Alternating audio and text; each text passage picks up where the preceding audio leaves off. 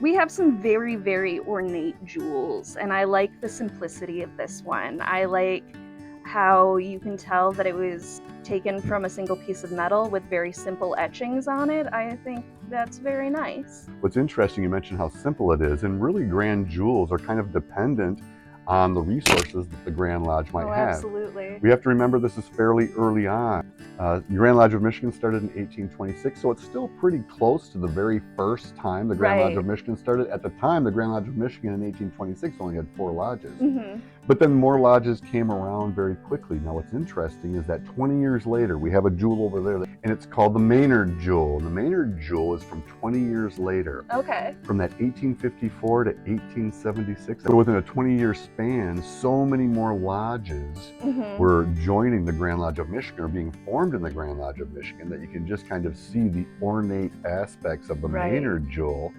because the Grand Lodge of Michigan had better resources. Better craftsmen around, probably. Better craftsmen, more access to craftsmen. And so the Grand Lodge of Michigan was growing exponentially really right after the Civil War, Right. but also it was picking up steam in between 1854 and 1876. I mean, you can kind of see just by the style of the past Grand Master jewels how this one's very simple, and the Maynard jewel is very ornate. All right.